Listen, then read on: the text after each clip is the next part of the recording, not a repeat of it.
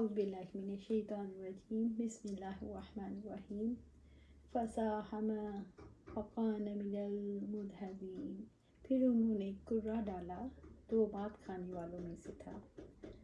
سورۃ صافات آیا 141۔ فساہم، پھر انہوں نے کرہ ڈالا، جب کشتی والوں نے کرہ اندازی کی، فکان من المدحضین، تو مات کھانے والوں میں سے تھے۔ کرہ اندازی میں یونس علیہ السلام مغلوب ہو گئے۔ کشتی والے ان کی پاکیزہ صورت دیکھ کر ہچکچائے تو سمندر میں کود گئے۔ اللہ تعالیٰ جس کام کا ارادہ کرتا ہے تو اس کے لیے اسباب فراہم کر دیتا ہے۔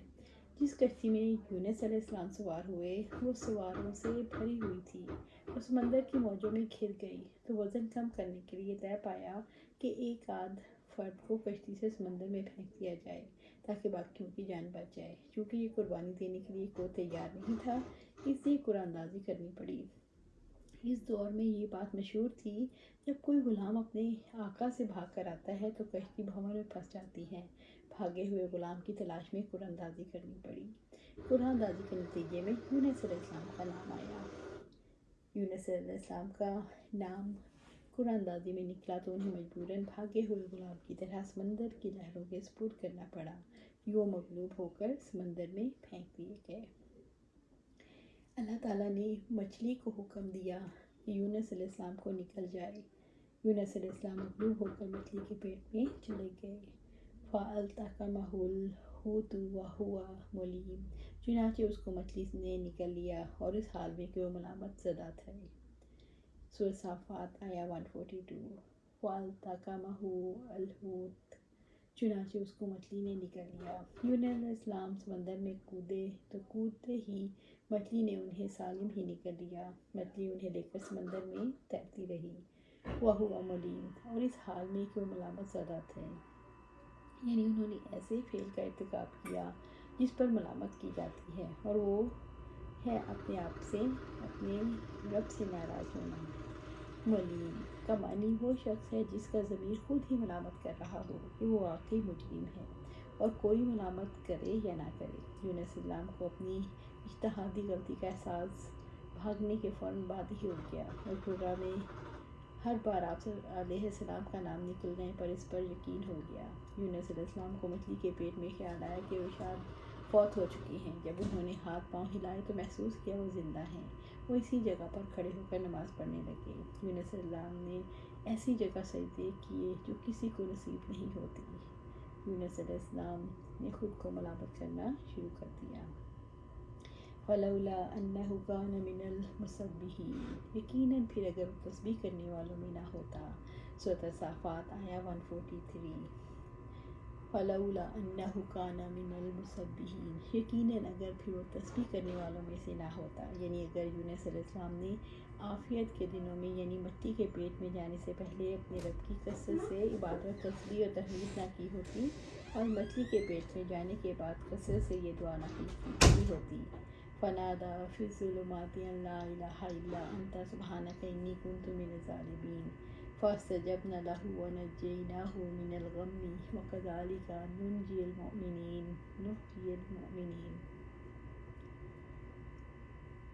تو انہوں نے اندھیروں میں پکارا، آپ کے سوا کوئی معبود نہیں، آپ پاک ہیں، یقیناً میں ہی ظالموں میں سے تھا۔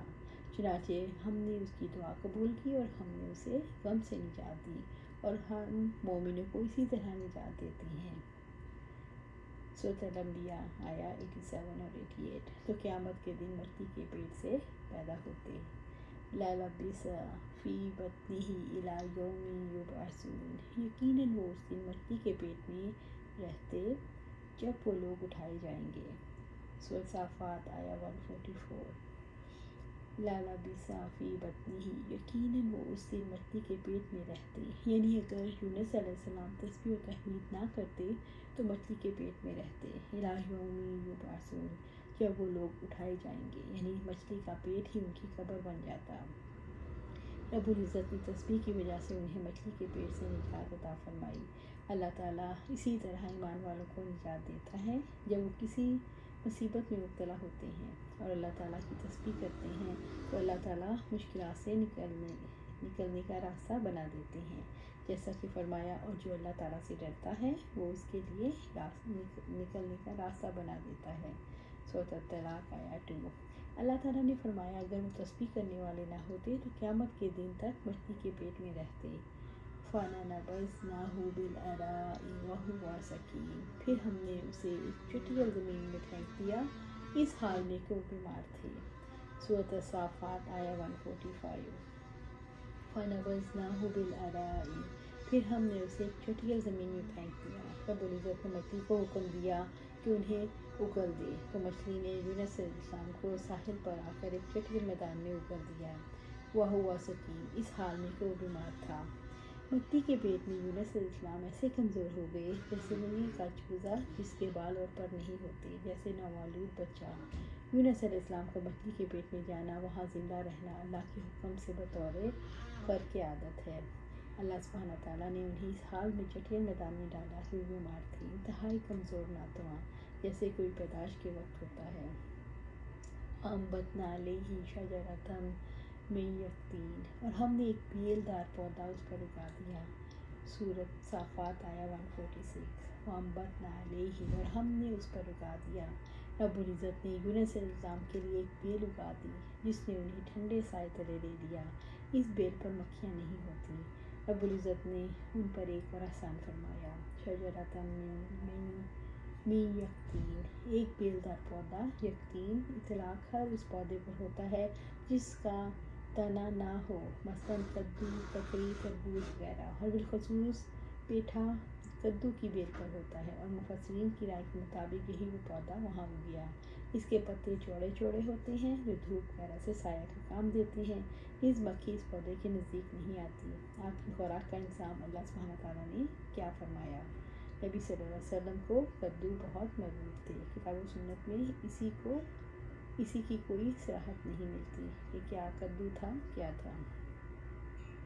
وَأَرْسَلْنَاهُ إِلَىٰ مِائَةِ أَلْفٍ أَوْ يَزِيدُونَ، اور ہم نے اسے 1,00,000 لوگوں کی طرف بھیجا یا اس سے زائد ہوں گے۔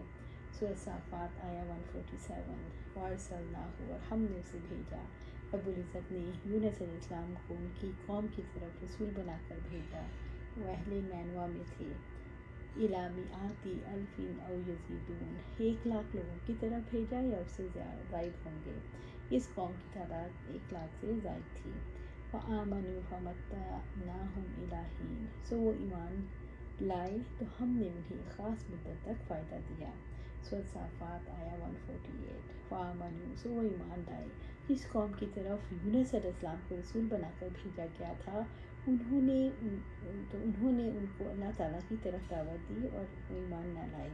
ان کا ایمان نہ لانا یونس علیہ السلام کے نامہ اعمال میں لکھا گیا، جیسا کہ فرمایا سو کیوں نہ کوئی بستی ایسی ہوئی کہ ایمان لائی ہو، پھر اس کے ایمان نے اسے نفع دیا ہو۔ یونس علیہ السلام کی قوم کے سوا جب وہ ایمان لائے تو ہم نے اس دنیا کی زندگی میں ان سے رسوائی کا عذاب ہٹا دیا، انہیں ایک وقت تک کے لیے سامانی زندگی دیا۔ سورۃ یونس آیت 98۔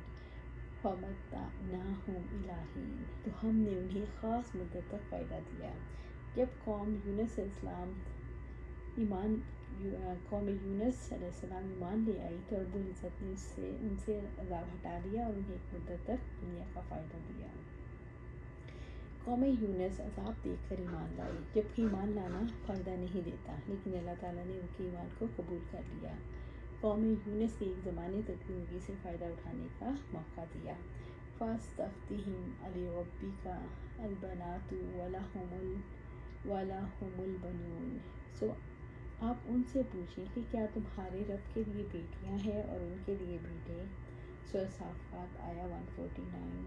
فَاسْتَفْتِهِمْ، سو آپ ان سے پوچھیں۔ رب العزت نے نبی صلی اللہ علیہ وسلم کو حکم دیا کہ آپ صلی اللہ علیہ وسلم غیر اللہ کی عبادت کرنے والوں سے پوچھیں جو فرشتوں کی عبادت کرتے ہیں اور سمجھتے ہیں کہ وہ اللہ کی بیٹیاں ہیں۔